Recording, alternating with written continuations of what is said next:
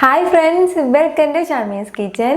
ഇന്ന് നമ്മൾ തയ്യാറാക്കുന്നത് ഒരു സ്പെഷ്യൽ റെസിപ്പിയാണ്.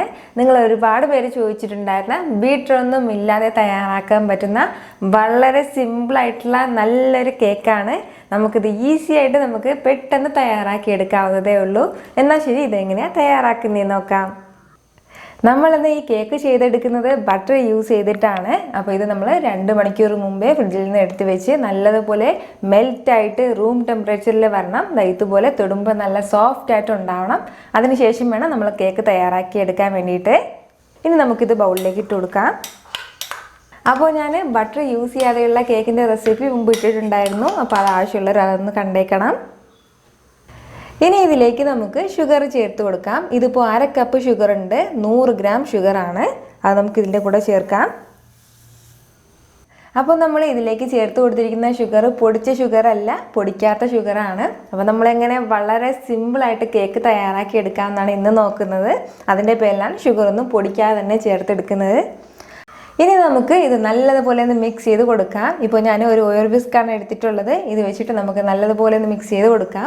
നമ്മൾ ഇതിലേക്ക് ചേർത്തിട്ടുള്ള ഈ ഷുഗറെല്ലാം നല്ലതുപോലെ മെൽറ്റായിട്ട് വരണം. ആ ഒരു രീതിയിൽ നമ്മൾ നന്നായിട്ടൊന്ന് മിക്സ് ചെയ്ത് എടുക്കണം. നമ്മളിതിലേക്ക് ചേർത്ത് കൊടുത്ത ഷുഗറെല്ലാം നല്ലതുപോലെ മെൽറ്റ് ആയതിനു ശേഷം നമുക്കിനി ഇതിലേക്ക് മുട്ട ചേർത്ത് കൊടുക്കാം. ഞാനിപ്പോൾ ഒരു 3 മുട്ടയാണ് എടുത്തിട്ടുള്ളത്. ഓരോ മുട്ട വീതം വെച്ച് ചേർക്കാം. അതിനുശേഷം വീണ്ടും നമ്മളിത് നല്ലതുപോലെ ഒന്ന് മിക്സ് ചെയ്ത് എടുക്കണം. ആ മിക്സ് ചെയ്ത് എടുക്കുന്ന ടൈമിൽ വീണ്ടും എന്തെങ്കിലും ചെറിയ ചെറിയ ഷുഗറൊക്കെ ഉണ്ടെങ്കിൽ അത് നല്ലതുപോലെ മെൽറ്റായിട്ട് വരും. അപ്പോൾ ഇങ്ങനെ തന്നെ ഫുള്ളായിട്ട് ഇടുന്നതിനേക്കാളും പൊടിച്ചിട്ടുകയാണെന്നുണ്ടെങ്കിൽ നിങ്ങൾക്കിത് പെട്ടെന്ന് ചെയ്തെടുക്കാൻ വേണ്ടിയിട്ട് പറ്റും. എല്ലാ മുട്ടയും ചേർത്തിട്ട് നമുക്കിത് നല്ലതുപോലെ ഒന്ന് ബീറ്റ് ചെയ്തെടുക്കാം. നമ്മൾ ഈ മുട്ട ചേർക്കുന്ന ടൈമിൽ എന്തെങ്കിലും പഞ്ചസാര ചെറുതായിട്ടുണ്ടെങ്കിൽ കൂടി അതെല്ലാം കൂടി നല്ലതുപോലെ മെൽറ്റായിട്ട് വരും. നമ്മുടെ മുട്ടയെല്ലാം ഞാനിപ്പോൾ നല്ലതുപോലെ ബീറ്റ് ചെയ്ത് എടുത്തിട്ടുണ്ട്. ഇത് ഇത്രയും മതിയാവും. ഈ ടൈമിൽ തന്നെ നമുക്കിതിലേക്ക് വാനില എസൻസ് കൂടി ചേർത്ത് കൊടുക്കാം. 1 ടീസ്പൂൺ അളവിൽ വാനില എസൻസാണ് ഞാൻ എടുത്തിട്ടുള്ളത്. അതുകൂടി ചേർത്തിട്ട് നമുക്കിത് നല്ലതുപോലെ ഒന്ന് മിക്സ് ചെയ്ത് കൊടുക്കാം. വീണ്ടും ഇത് ഇത്രയും മതിയാവും. ഇനി നമുക്കിതിലേക്ക് മൈദ ചേർത്ത് കൊടുക്കാം. ഞാനിപ്പോൾ 1 കപ്പ് അളവിലാണ് മാവ് എടുത്തിട്ടുള്ളത്. 1 കപ്പ് മാവ് എന്ന് പറയുന്നത് 125 ഗ്രാമാണ്. കൂടെ തന്നെ 1 ടീസ്പൂൺ അളവിൽ ബേക്കിംഗ് പൗഡർ കൂടി ചേർക്കുകയാണ്. 1 പിഞ്ച് ഉപ്പ് കൂടി. ഇത്രയും ചേർത്തിട്ട് നമുക്കിത് നല്ലതുപോലെ ഒന്ന് മിക്സ് ചെയ്ത് എടുക്കാം.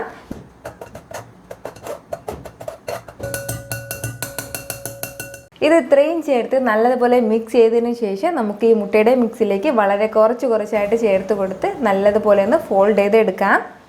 മാവെല്ലാം ചേർത്ത് കൊടുത്ത ശേഷം ഞാനിപ്പോൾ നല്ലതുപോലെ ഇത് മിക്സ് ചെയ്ത് എടുത്തിട്ടുണ്ട്.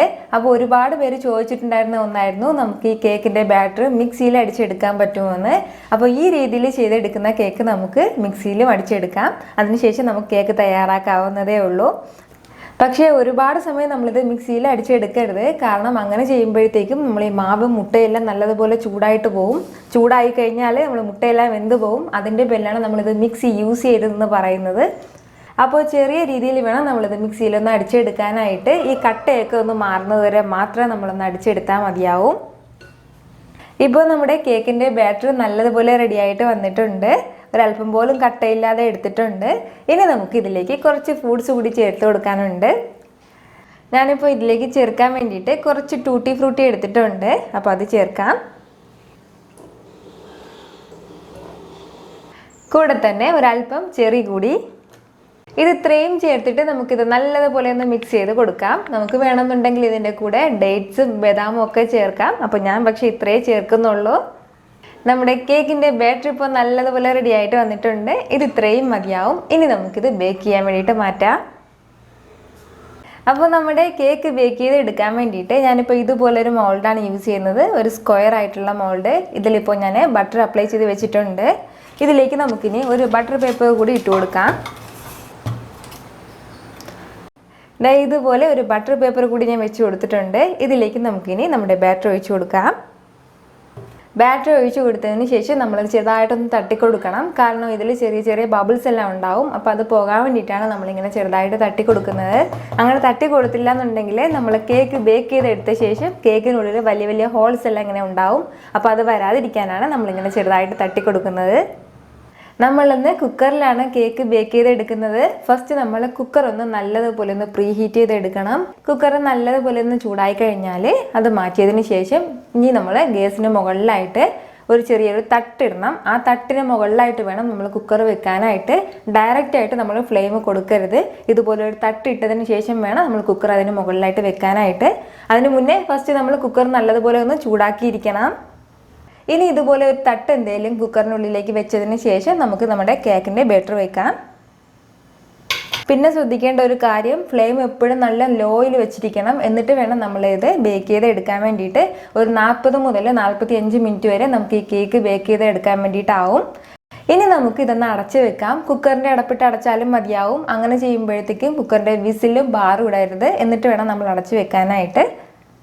ഒരു 40 മുതൽ 45 മിനിറ്റ് വരെ ഇതിങ്ങനെ ഇരിക്കട്ടെ. അത്രയും സമയം കൊണ്ട് നമ്മുടെ കേക്ക് നല്ലതുപോലെ ബേക്കായിട്ട് വരും. വളരെ സിമ്പിളായിട്ട് നമുക്ക് തയ്യാറാക്കാൻ പറ്റുന്ന ഒരു കേക്കാണിത്. ഇത് ബേക്ക് ചെയ്ത് വരുന്ന ആ ഒരു ടൈം മാത്രമേ ഉള്ളൂ. അല്ലാതെ നമുക്ക് പ്രത്യേകിച്ച് വേറെ ഒന്നും ഇതിൽ ചെയ്യാനായിട്ടില്ല. പെട്ടെന്ന് തന്നെ റെഡിയാക്കി എടുക്കാവുന്നതേ ഉള്ളൂ. ഇനി നമുക്ക് ഇതിന് മുകളിലായിട്ട് കുറച്ച് ഫ്രൂട്ട്സ് ഒക്കെ വേണമെന്നുണ്ടെങ്കിൽ വെച്ച് കൊടുക്കാം. ഇതിപ്പോൾ ഒരു 30 മിനിറ്റ് കഴിഞ്ഞിട്ടുണ്ട്. കുറച്ചധികം വെന്തുപോയി. അപ്പോൾ ഒരു 15 മിനിറ്റ് ഒക്കെ ആകുമ്പോൾ തന്നെ നമ്മളിതിലേക്ക് ഫ്രൂട്ട്സ് എന്തെങ്കിലും ഇടണം എന്നുണ്ടെങ്കിൽ അത് അപ്പോൾ തന്നെ ഇടണം. അപ്പോഴേ നല്ല കറക്റ്റായിട്ട് അത് ഫിക്സ് ആയിട്ട് ഇരിക്കുള്ളൂ. ഞാൻ മറന്നുപോയതാണ്. അതിൻ്റെ പേരിലാണ് ഇപ്പോൾ വെക്കുന്നത്. ഇതിപ്പോൾ ഒരു 40 മിനിറ്റ് ആയിട്ടുണ്ട്. നമ്മുടെ കേക്ക് നല്ലതുപോലെ റെഡി ആയിട്ട് വന്നിട്ടുണ്ട്. വളരെ ടേസ്റ്റിയും വളരെ സോഫ്റ്റ് ആയിട്ടുള്ള നല്ലൊരു ഫ്രൂട്ട് കേക്കാണിത്. ഉറപ്പായിട്ട് നിങ്ങൾക്ക് എല്ലാവർക്കും ഇത് നല്ലതുപോലെ ഇഷ്ടമാവും. നിങ്ങളിത് ട്രൈ ചെയ്ത് നോക്കണം.